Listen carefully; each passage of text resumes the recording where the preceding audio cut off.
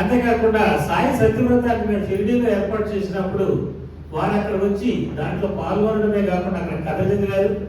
అలాగే నా కోరిక మేరకు వారు చక్కగా 5 కథల్ని కూడా చాలా చక్కగా చదువుతారు, చక్కగా చెప్తారు. వారు చదివి మన వెబ్సైట్లో పెట్టడం జరిగింది. అదేవిధంగా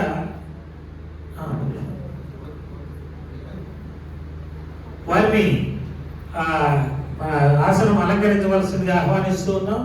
వారు చిన్న వయసు అయినప్పటికీ పలు ప్రాంతాల్లో సత్సంగ ప్రవచనాలు చేస్తూ ఉన్నారు. అలాగే సాయి మందిరాన్ని అద్భుతంగా నిర్వహిస్తూ ఉన్నారు. మంచి సామాజిక స్పృహ కలిగినటువంటి వారు. మనందరం కలిసి ఈ బాబా తత్వాన్ని, ఈ సత్యం ధర్మం అనే కాన్సెప్ట్ని బాగా జనాల్లోకి తీసుకెళ్ళాలి సార్. మేము ఏ టైం అయినా సరే సిద్ధంగా ఉంటామని చెప్పేటువంటి మా అమ్మాయి ప్రసన్న లక్ష్మిని ఆశీర్వాదాలు, బాబా ఆశీస్సులు అందజేస్తూ తమ సత్సంగ ప్రవచనాన్ని కొనసాగించవలసిందిగా కోరుతున్నాం.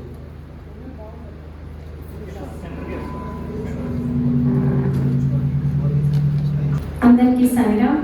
సమర్థ సద్గురు సాయినాథ్ మహారాజ్ కి, సాయినాథ్ మహారాజ్ కి, సాయినాథ్ మహారాజ్ కి.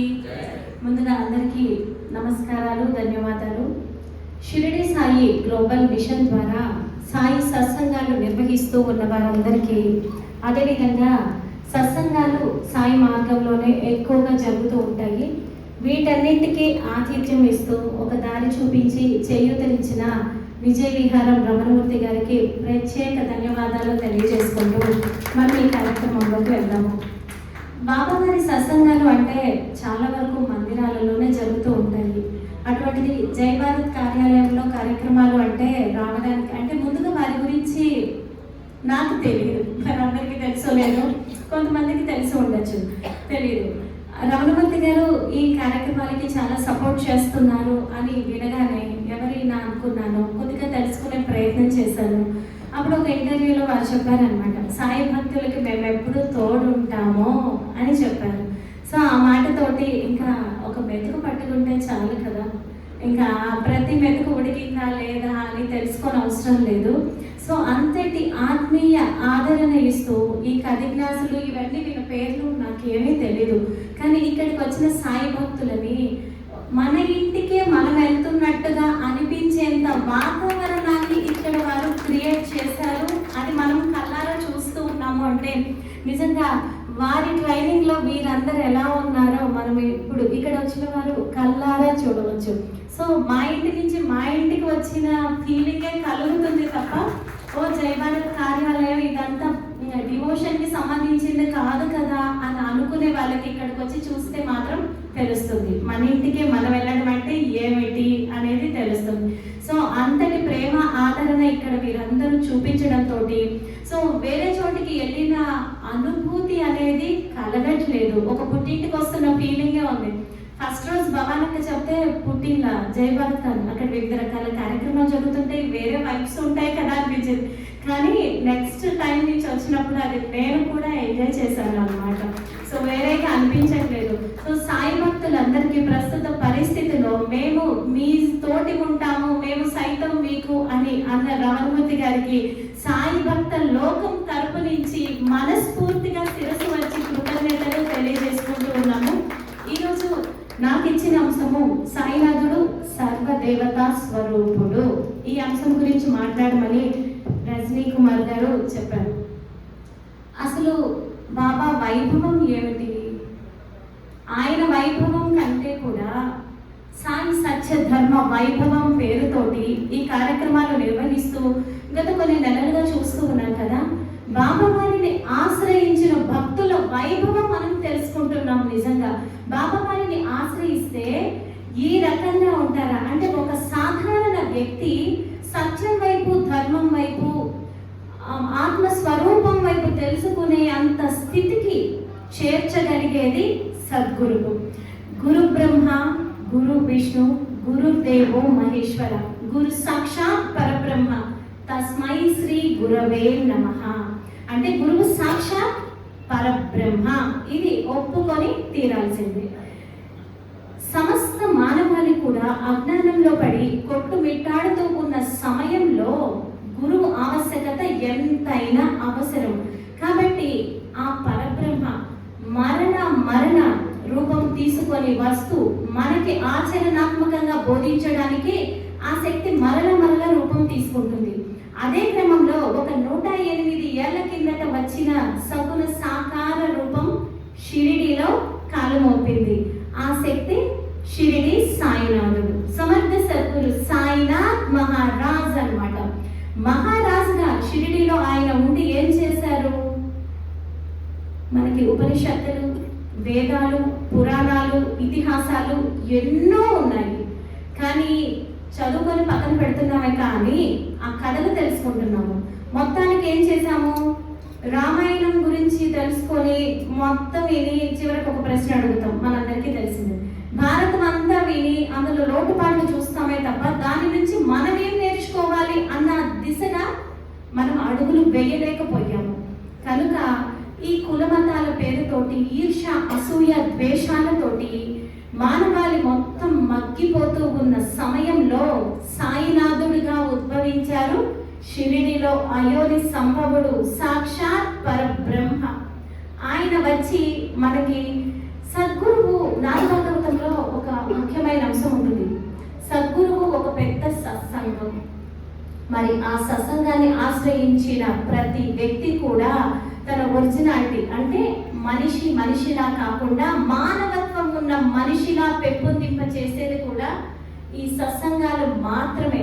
మరి అటువంటి సత్సంగాలు ఎక్కడ జరిగినా కూడా మనం వెళ్ళాలి. అక్కడ ఆచరణ రూపంగా చెప్పినవన్నీ అనుభవించినవి చెప్తారు కాబట్టి అవి మనం నేర్చుకోవాల్సిన అవసరం ఎంతైనా ఉంది. సత్సంగత్యే నిస్సంగత్యం, నిస్సంగత్యే నిర్మోహత్వం, నిర్మోహత్వే నిశ్చలతత్వం, నిశ్చలతత్వే జీవన్ముక్తి. అంటే ఒక సత్సంగం మనల్ని జీవన్ముక్తి వరకు తీసుకెళ్తుంది. మరి సద్గురువు సశరీరులుగా లభ్యం కానప్పుడు వారి బోధలు, వారి ఆచరణ, వారి ప్రబోధాలు మనకి మార్గనిర్దేశనం చేస్తాయి అన్నమాట. మరి అటువంటి మార్గనిర్దేశనం చేసేది మనకేమిటి? శ్రీ సాయి సచ్చరిత్ర. ఈ సచ్చరిత్రని పారాయణం పేరుతోటి పేజీలు ఇలా తిప్పడమే కాకుండా అధ్యయనం చేయాలి. అధ్యయనం చేస్తే సాయినాథుడు అసలు ఏం చెప్తున్నారు అన్నది తెలుస్తుంది. ఉదాహరణకి మనం ఒక జబ్బుతో బాధపడుతూ ఉన్నాము. ఆ రోగంతో బాధపడుతూ ఒక డాక్టర్ దగ్గరికి వెళ్తాము. ఆయన మందులు ఒక చీటీ మీద రాసిస్తాడు. మనం ఇప్పుడు ఏం చేస్తాము? ఆ మందుల చీటీకి పూజ చేస్తే మనకి జబ్బు తగ్గుతుందా, లేదంటే అందులో రాసిన మందులు కొని తెచ్చుకొని వేసుకుంటే తగ్గుతుందా జబ్బు? వేసుకుంటే తగ్గుతుంది కదా. అదే విధంగా మనం ఓం సాయిరామ్ అని హారతులు, భజనలు, పారాయణాలు చేసి పూజ చేస్తే కాదు. అసలు వారి ఆశయం ఏంటి? ఆయన రావాల్సిన అవసరం ఎందుకు వచ్చింది, వచ్చి మనకి ఏం చెప్పారు అన్న దానిని ఈ సచ్చరిత్ర రూపంలో సాయినాథుడు మనకు అందించారు. దీనిని మనం మైండ్లో, మనసులో వేసుకుంటే సమస్త మానవాళి ఒక భవరోగంతో బాధపడుతుంది. ఆ భవరోగాల నుంచి మనల్ని బయటపడేసేదే శ్రీ సాయి సచ్చరిత్ర. సాయికి మరో రూపం సాయి వాణి, శ్రీ సాయి సచ్చరిత్ర. అంతేగాని ఇది ఒక ఎగ్జాంపుల్ గుర్తుపెట్టుకోవాలి. డాక్టర్ మందుల ప్రిస్క్రిప్షను, సాయి సచ్చరిత్ర అంతే. ఊరికే పూజలు చేసి గుడికి వెళ్తే సాయి భక్తులు అనిపించుకోము. సాయి భక్తులు అంటే సాయినాథుని వైభవం ఎంత వెలిగిపోతూ ఉందో భక్తుని జీవితం చూస్తే కూడా బాబా గుర్తు చేయాలి. అరే బాబాని ఆశ్రయించినందుకు కదా వీళ్ళు ఇంత వైభవంగా, వీరి జీవితం ఇంత పండులా పరిపక్వత చెందుతోంది అన్న మాట గుర్తు రావాలి మానవాళికి. అందుకని సత్సంగాలు చాలా గొప్పవి. సాయినాథుడు చెప్పిన మాటలు, బోధలు ఈ సత్సంగాలలో మరల పునరావృతం చేసుకుంటూ, గుర్తు చేసుకుంటూ ఉంటాము. ఈ సత్సంగాలకు వస్తే తరించిపోయే మార్గానికి ఇంకా దగ్గరగా వెళ్తామే కానీ దూరం అయ్యే ప్రసక్తి లేదన్నమాట.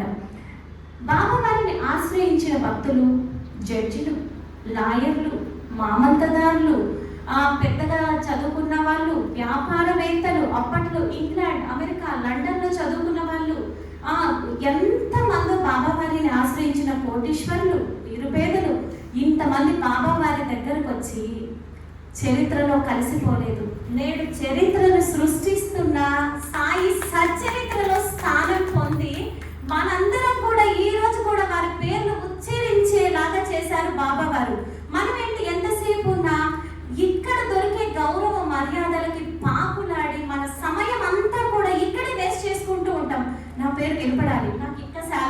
కావాలి, నాకు వేదికలు కావాలి, నా పేరు మోగిపోవాలి, కీర్తి, పేరు, ప్రతిష్టలు కావాలి అని. అవన్నీ ఇక్కడ సంపాదనే, ఇక్కడ వదిలిపెట్టి వెళ్ళిపోవలసినవే. కానీ అందుకే బాబా చెప్పారు, దైవం దర్బారులో మన్ననలు పొందడానికి ప్రయత్నించు అని. ఇప్పుడు మనం చెప్పుకున్న ఈ భక్త శిఖామణులందరూ కూడా ఎంత ఉద్దండులు, ఆచారవంతులు, నిష్ఠాగరిష్ఠులు, చదువుకున్న వారు. అప్పట్లో 2-3 లక్షల జీతం నెలకి సంపాదించే వాళ్ళందరూ కూడా పేరు కోసం పాకులాడలేదు. సాయినాథుని పాదాలను ఆశ్రయించి ఉన్నందుకు ఈ రోజుకు కూడా మనం వారి పేరు ఉచ్చరించే స్థితిలో ఆయన వారిని కూర్చోబెట్టారు. అది బాబా వారిని ఆశ్రయిస్తే ఆ దిశగా మనల్ని కూర్చోబెడతారు. మనం సంపాదించుకోవాలి అని ప్రయత్నించినంత వరకు వీటిల్లో పడి కొట్టుమిట్టాడి చివరికి వెళ్ళిపోతాము, అన్నీ ఇక్కడ వదిలేసి. అటువంటి భక్తుల గురించి మనం తెలుసుకున్నప్పుడు అక్కడ ఒక లీల మనం చెప్పినప్పుడు ఆ వ్యక్తిని చూడకూడదు. ఆ వ్యక్తి ఏ దిశగా ఉన్నప్పుడు బాబా వారు ఆ లీల చేసి చూపించారు అని సాయినాథుని గొప్పతనం మనం తెలుసుకోవాలి తప్ప లీలలు అనగానే అయ్యో ఇంత భక్తుడా అంత భక్తుడా వాళ్ళకే జరిగాయి ఇలాంటి ఆలోచన మనం చేయకూడదు. బాబా వారి గొప్పతనం మాత్రమే చూడాలి. అలాంటి దిశలో సాయినాథుడు సర్వదేవతా స్వరూపుడు అంటే శ్రీ సచ్చరిత్రలో 4వ అధ్యాయంలోనే ఉంటుంది. భగవంతరావు క్షీరసాగరుని కథ. ఇతను తండ్రి పాండురంగ విఠలుని భక్తుడు. అయితే ఆ తండ్రి చనిపోయిన తర్వాత ఈ కొడుకు ఏం చేశాడు, అతనికి శ్రాద్ధ కర్మలు చేయడం మానేశాడు, పూజలు వ్రతాలు మానేశాడు, నిత్యము పాండురంగడికి జరిగే దైనందిన పూజ కూడా మానేశాడు. అంటే పిల్లలకి ఆ సంస్కారాలు రాలేదు. కానీ ఆ తండ్రి బాబాకి స్నేహితుడు అవ్వడం వల్ల ఆ కొడుకుని షిరిడీకి పిలిపించి ఇంత గడ్డి పెట్టి, నాయన పాండురంగ విఠలుని నన్ను మార్చావు అంటున్నాడు ఇక్కడ. అంటే పాండురంగ విఠలకు కదా పూజ చెయ్యండి, మరి బాబా ఎందుకు ఇక్కడ నా కడుపు కూడా మార్చావు అని చెప్తున్నారు. అంటే ఇక్కడ మనకి ఏమర్థమవుతుంది, సర్వదేవతా స్వరూపుడు సాయినాథుడు అని మనకి ఇక్కడ రూఢి అవుతోంది. ఇక్కడ గమనించాలి మనము. అదే భక్తి మార్గంలో లేని ఒక వ్యక్తి చనిపోయి ఉంటే శ్రాద్ధ కర్మలకి నోచుకోక అది ప్రేతాత్మగా తిరుగుతూ ఆ ఇంట్లో పూజాది కార్యక్రమాలు కూడా నోచుకోక ఇల్లు ఎలా అయిపోయేది కదా. కానీ ఒక వంశంలో ఒక వ్యక్తి దైవాన్ని ఆశ్రయిస్తే అది తరతరాలకి ఆయన రాసిస్తాడు అన్నది రూఢి భగవంతరావు క్షీరసాగరుని కథలో మనకి సుస్పష్టంగా తెలుస్తోంది. అతన్ని పిలిపించి చివాట్లు పెట్టి రోజు పూజ చేసేలాగా బాబా వారు అతనిని సరిదిద్దడంతో పాటు శ్రాద్ధ కర్మలు కూడా చేయమని చెప్పారు. అంటే బాబా వారికి పాండురంగడికి అభేద స్థితి అని ఈ లీల ద్వారా మనకి రూఢి అవుతోంది కదా. అందుకని సాయినాథుడు సమర్థ సద్గురువు. సద్గురువు అంటే ఏంటి, ఒక సద్గురువుకి 3 లక్షణాలు ఉంటాయి. ఊరికి ఎవరిని పడితే వారిని కాషాయం వేసుకున్నారని, సన్యాసిలాగా కనిపించారని, గురువుని ఆశ్రయించి పాదాల మీద పడిపోతే మన ఆయుష్ వృధా అయిపోతుంది. సద్గురువుకి 3 లక్షణాలు కనిపిస్తాయి. సర్వ సమర్థత, సర్వ వ్యాపకత్వం, సర్వ సమర్థత, సర్వ వ్యాపకత్వం, సర్వజ్ఞత్వం. ఈ 3 ఉంటాయి. వారిని సద్గురువుగా కొలవబడతారు, పిలువబడతారు. అంతేకాని ఎవరినంటే వారిని గురువుగా ఆశ్రయించి మోసపోకూడదు. మొదట మనం గురువు యొక్క లక్షణాలను తెలుసుకుంటే సరి అయిన గురువును ఆశ్రయించి మన జీవితాలను సార్థకత చేసుకునే అవకాశం కలుగుతుంది.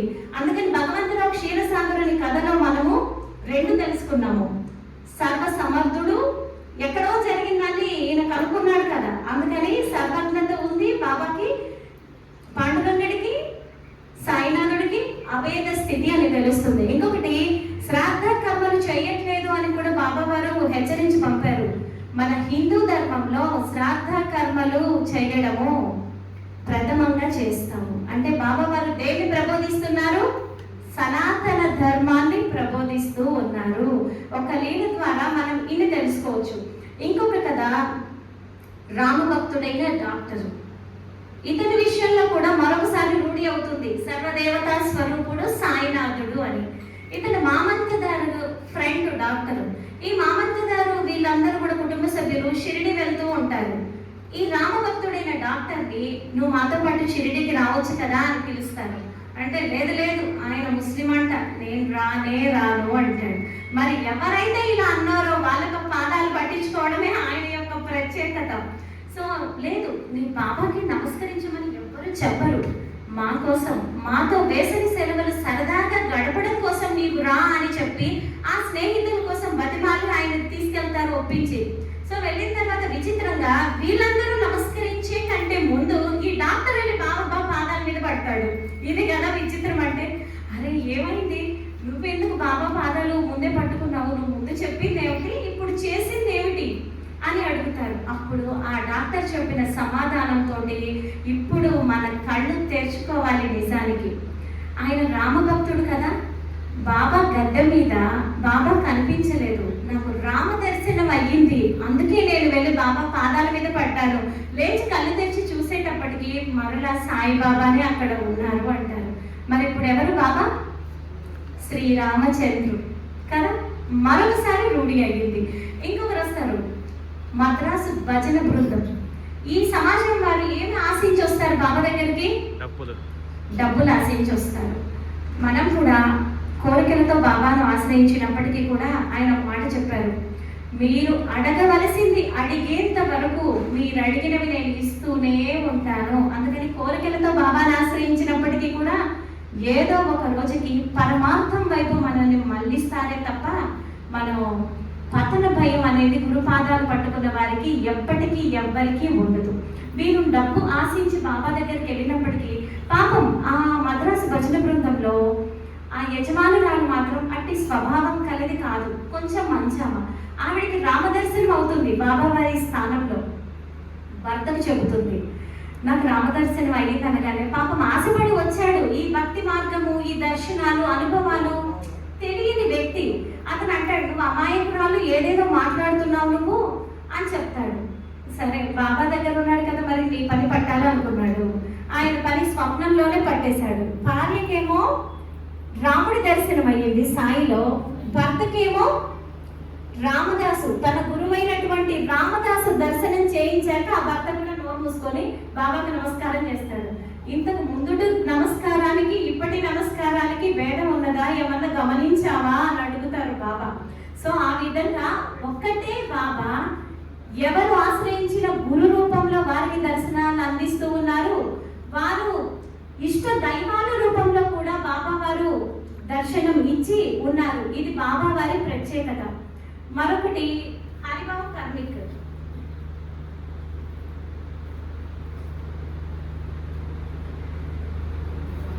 ఇతను షిరిడిలో రిటర్న్ వెళ్ళేటప్పుడు, అంటే బాబా వారి అనుమతి అయిన తర్వాత ఇక మరలా వెనక్కి రాకూడదు, ఇంక వెళ్ళిపోవాలి అన్న నియమం ఉంది కాబట్టి బాబా వారికి దక్షిణ ఇవ్వాలి అనుకుని కూడా ఇవ్వకుండా వెళ్ళిపోతారు.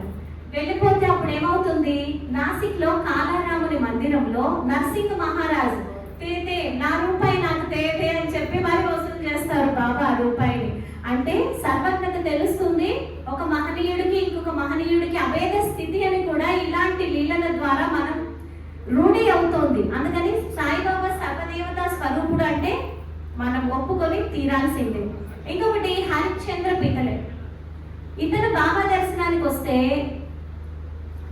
ఏదో కష్టాలు, వాళ్ళ బాబుకి ఆరోగ్యం బాగోలేదని వస్తారు కదా. వచ్చినప్పుడు అది బాబుకి ఆరోగ్యం స్వస్థత చేకూరుతుంది. అంతా అయిపోయిన తర్వాత, బాబు అంతకు ముందు 2 రూపాయలు ఇచ్చి ఉంటుంది, ఇప్పుడు మరో 3 రూపాయలు ఇస్తున్నాను, నీ పూజా మందిరంలో పెట్టుకొని పూజ చేయము అని చెప్తారు.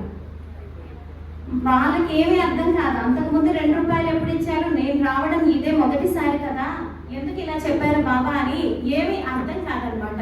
కానీ ఇంటికి వెళ్ళిన తర్వాత వారి అమ్మగారికి చెప్తారు, అమ్మ బాబా ఇలా పలికారు, ఏమిటి దాని అర్థం అంటే, నాయనా నీవిప్పుడు నీ కొడుకుని తీసుకొని షిరిడి వెళ్ళినట్టు నీ తండ్రి గారు నీ చిన్నతనంలో అక్కలకోట తీసుకొని వెళ్ళారు. అక్కడున్న అక్కలకోట స్వామి సమర్థ బాబా వారి లాగానే సిద్ధ పురుషుడు. ఆయనప్పుడు 2 రూపాయలు ఇచ్చారు, బాబా దాన్నే చెప్పారు అని. స్వామి సమర్థులు ఇచ్చారు 2 రూపాయలు అని చెప్పొచ్చు కదా బాబా. అప్పుడు 2 రూపాయలు ఇచ్చి ఉంటిని అని ఎందుకు తిన మీద వేసుకున్నారు అంటే ఆయనే కాబట్టి పరబ్రహ్మ ఉన్నది ఒక్కటే పరబ్రహ్మ. ఆయా దేశ కాల మాన పరిస్థితుల రీత్యా సంభవామి యుగే యుగే రావలసిన ఆవశ్యకత ఎవరి వల్ల వస్తుంది? మానవాళి వల్ల మాత్రమే వస్తుంది. మనం రోజు రోజుకి పాపపు భారం, పాపాల మూట, బ్యాగ్, లగేజ్ ఎక్కువైపోతూ ఉంది. దాంతో పరబ్రహ్మకి మన వల్లే పని. కానీ మనం యాక్సెప్ట్ చేస్తున్నామా? ఇది ధర్మ సంస్థాపనార్థాయ సంభవామి యుగే యుగే అని పరమాత్ముడు చెప్పిన మాటని మనం ఈరోజు యాక్సెప్ట్ చేయలేకపోతున్నాము. అంటే కృష్ణుడిని నమ్మనంటే కదా. కృష్ణుడు భగవద్గీత అర్జునుడికి మాత్రమే ద్వాపర యుగంలో చెప్పింది. అంతకు ముందు సూర్యుడు, మనువు ఎప్పుడెప్పుడో ఆల్రెడీ ఉన్నదాన్నే చరిత్ర పునరావృతం అవుతూ ఉంటుంది కాబట్టి పేర్లు మార్చి మరలా వస్తుంది. కానీ ఎన్నిసార్లు భగవంతుడు అవతారం తీసుకున్నా కూడా బోధ అనేది ఎక్కడ ఏ యుగంలో కానీ చేసే అవకాశం లేకుండా పోయింది. ఎందుకంటే అనాదిగా రాక్షస మూక పెరిగిపోతూనే ఉంది. రాక్షస సంహారంతో వారు వచ్చిన సమయం అయిపోతుంది. అందుకని ఈసారి పరబ్రహ్మ ఒక ఉప్పెనలాగా ప్రేమ అన్న ఆయుధాన్ని పట్టుకొని షిరిడీలో మరలా ఉద్భవించింది. ఈసారి ఈ ఉప్పెనలో మొత్తం కొట్టుకుపోవలసిందే, ఆల్రెడీ కొట్టుకుపోతూ ఉంది ఈ ప్రేమ సునామీ. ఎందుకంటే బాబా వారిని ఆశ్రయించిన కుటుంబాలు నేడు ధన్యం.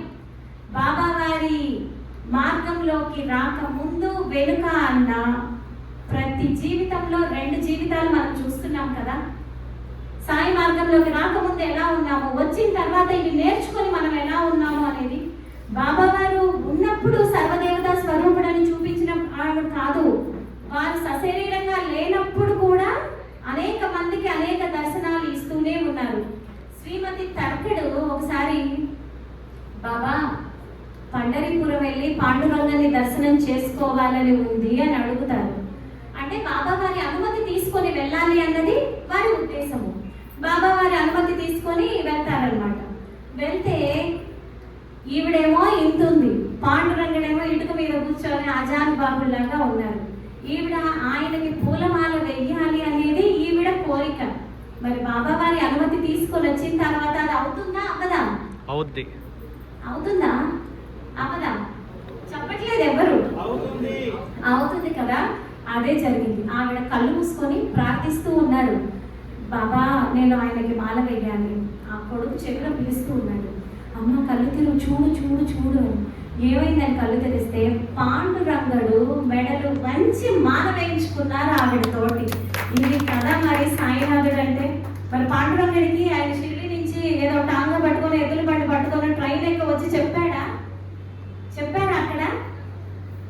చెప్పని అవసరం లేదు. మనలాంటి భాష ఉత్తరాలు ఫోన్ కాల్స్ వాళ్ళకి అవసరం లేదు. ఎందుకంటే ఒకటే కదా పరబ్రహ్మ. ఎక్కడ ఏం జరిగినా ఆ పరబ్రహ్మకే తెలుస్తుంది. కాకపోతే మన సంస్కారాలను బట్టి, మన జన్మ కర్మలను బట్టి ఎవరిని ఆశ్రయించాలో, ఎవరి తాలూకానో వారిని ఆశ్రయించి ఆ దిశగా వెళ్తాము. మన జర్నీ ఎలా ఉంటుందంటే ఒక షిరిడి వెళ్ళాలి, సైకిల్తో వెళ్ళొచ్చు, పాదయాత్రలో వెళ్ళొచ్చు, ట్రైన్లో వెళ్ళొచ్చు, బస్సులో వెళ్ళొచ్చు, ఏరోప్లేన్ లో వెళ్ళొచ్చు. అన్నిటికంటే ఫాస్ట్ గా ఎలా వెళ్తాము? ఏరోప్లేన్ లో వెళ్తాము. అలా మార్గం ఒకటే, గమ్యాలు వేరు, అంతే. ఉన్నది ఒకటే పరబ్రహ్మ. ఇలాంటి అనుభవం నాకు కూడా ఒకటి జరిగింది. నేను మీ అందరితో షేర్ చేస్తాను. ఒకసారి మేము కాశీ ప్రయాణం ఒక 5 ఏళ్ల కిందట అనుకుంటా కాశీ వెళ్ళినప్పుడు, అది శ్రావణ మాసం.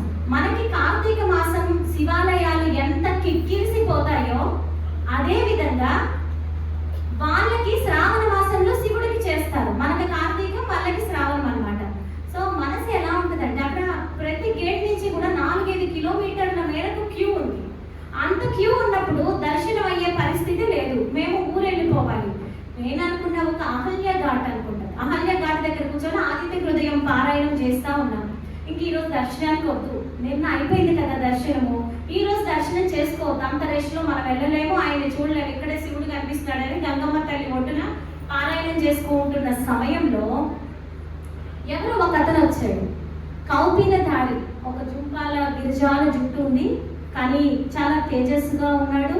కౌపీన దారి అయి నా దగ్గరకు వచ్చాడు, కానీ ఏమీ మాట్లాడటం లేదు. నీ గొంతు బాగుంది, నేను వింటున్నాను అన్నాడు. అసలు నేను ఆదిత్య ఉదయం మనసులో చదువుకుంటున్నాను.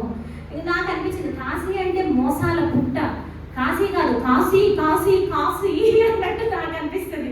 అంత మోసాలు చేస్తారు. అది ఎవరో పట్టుకున్నారు, ఇప్పుడు డబ్బులు అంటాడు, అది అంటాడు. నా బ్యాగ్లో సాయి సచ్చరిత్ర ఉంది, డబ్బులు ఏం లేవు కానీ నా ప్రాణం అందులో ఉంది. ఇది ఎక్కడ ఎత్తుకుపోతాడో అది తీసుకొని నేను కొంచెం దూరంగా కూర్చున్నాను. ఈరోజు దర్శనము ఒకసారి చేస్తే చాలు, అంతటా భగవంతుడు అంటే మనసు ఎటు పడితే అటు మారుతుందన్నమాట. సో అంతటా భగవంతుడే ఉన్నాడు, దర్శనం ఏం అవసరం లేదని చెప్పి నేను కూర్చున్నా. ఆయన మళ్ళీ ఫాలో చేస్తున్నాడు. నాతో పాటు 8 మంది ఉన్నాం అక్కడ. వచ్చి ఆయన మాట్లాడాడు అంటే ఇక్కడ అందరూ గమనించాలి, పేపర్లో రాసి చూపిస్తున్నాడు. ఆయన మౌనం మాట్లాడు.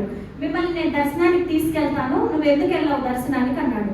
నేను వెళ్ళా, అయిపోయిందని అబద్ధం ఆడేశాను. అంటే ఆయన మోసగాడేమోనని నా ఉద్దేశం. నేను తీసుకెళ్తాను దర్శనానికి, తీసుకెళ్తాడు, డబ్బులు అడుగుతాడు, అయిపోయింది, మాకేం అవసరం లేదని చెప్పాను. కానీ ఆయన పట్టు వదలకుండా మా వెంటే ఉండి, అప్పుడు ఎందుకు అనిపించింది ఆయన కౌపీనదారి అయి ఉన్నాడు. మేము తిన్నవి ఇస్తామన్నా తీసుకోవట్లేదు, ఏమీ ఆశించట్లేదు కదా. సరే వెళ్దామని చెప్పి, సరే తీసుకెళ్తామంటే వస్తామని చెప్పాము. నాతో పాటు మొత్తం 8 మందిని 4-5 కిలోమీటర్ల క్యూని ఇలా నెట్టుకుంటూ ఆయన మమ్మల్ని దర్శనానికి తీసుకెళ్లి రెప్పపాటు క్షణంలో కాశీ విశ్వేశ్వరుడు ఎదురుగా నిలబెట్టారు.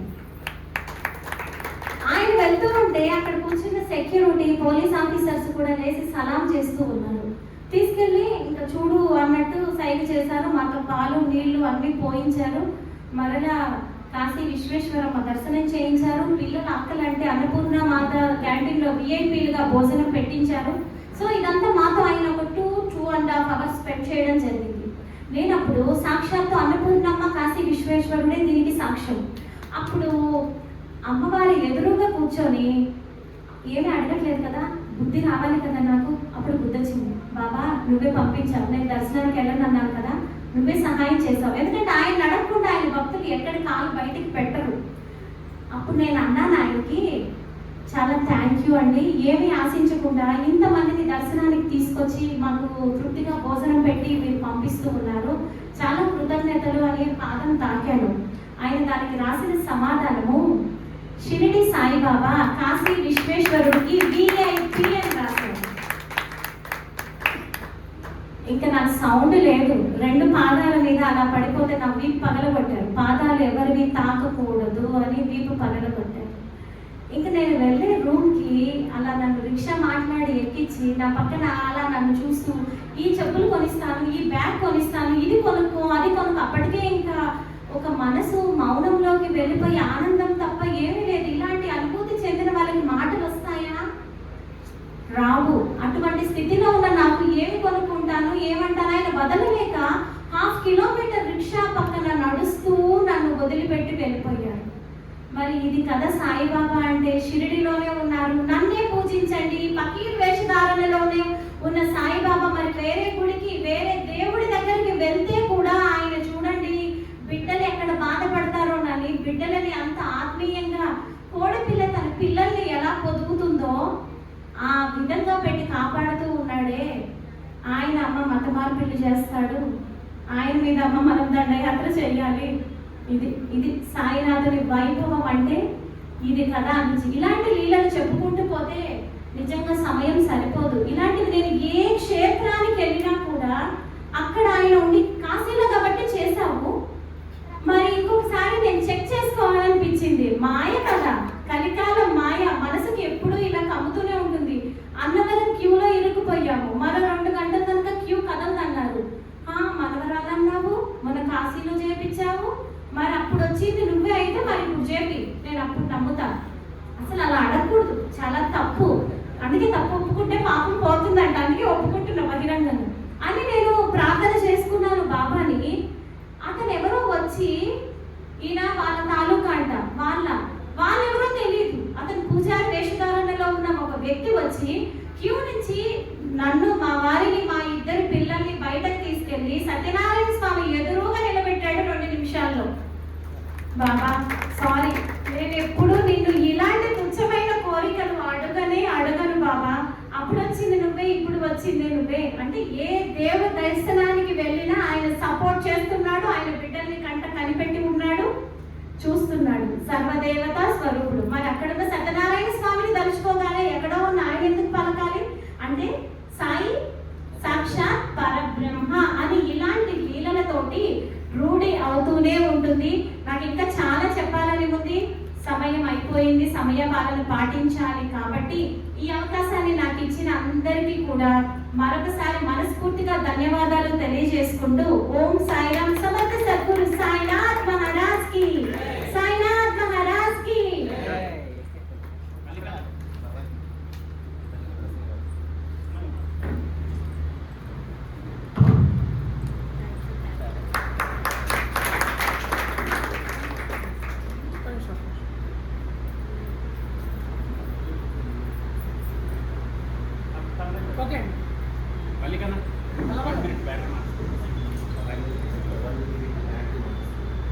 అలాగే మరి ఇప్పుడు మా అమ్మాయి చాలా చక్కగా బాబా తత్వాన్ని వివరించారు.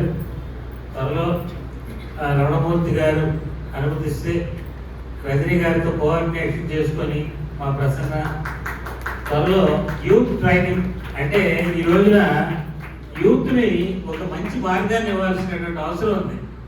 బాబా అంటే బాబాని మనం ఒక్కసారి మనసులో పెట్టుకున్నాం. వారి యొక్క వ్యక్తిత్వ వికాసం, సామాజిక చైతన్యం, అలాగే శాస్త్రీయ దృక్పథం. ఈరోజు సైంటిఫిక్ టెంపర్ని కోల్పోతున్నాం. అవన్నీ కూడా ఉండేటట్లుగా త్వరలో ఒక యూత్ శిక్షణ కార్యక్రమాన్ని ప్లాన్ చేయాలనేటువంటిది మన యొక్క ఆలోచన.